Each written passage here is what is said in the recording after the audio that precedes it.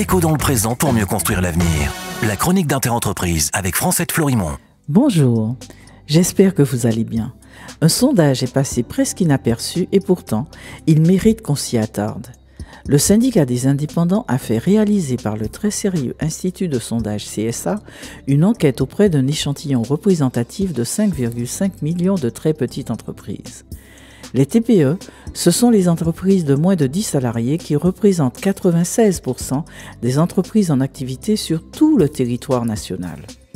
Avec le CSA, le syndicat des indépendants voulait savoir si la relance était là, comme le déclare le ministre des Finances et de la Relance, et surtout, si les TPE ressentent les effets du plan France Relance.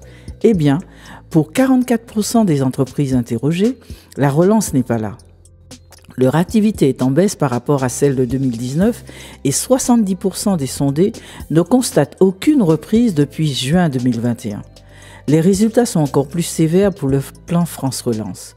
Pour 80% des sondés, il n'a aucun impact sur leur activité, simplement parce qu'ils n'y ont pas accès. Pour bien démontrer ce que le sondage met en lumière, le syndicat des indépendants a repris point par point les éléments du plan France Relance et le constat est édifiant. Effectivement, peu de TPE y ont accès. Exemple, la baisse des impôts de production. L'entreprise doit réaliser plus de 500 000 € de chiffre d'affaires par an. Une majorité des TPE sont sous cette barre. Pour preuve, seuls 0,6% d'entre elles payent la CVAE, la fameuse cotisation sur la valeur ajoutée. Quant à l'aide au renforcement des fonds propres, pour y avoir accès, il faut être en société et en capacité d'ouvrir son capital, voire de pouvoir investir pour espérer un prêt participatif. Donc, des outils financiers difficilement mobilisables pour des TPE. Quant à la transition numérique et son chèque de 500 €, outre le montant dérisoire pour construire un vrai site marchand, seuls 112 000 TPE sur 3 millions y ont eu accès. Ou encore, la transition écologique avec un changement de véhicule, l'aide ne concerne que 5% du montant.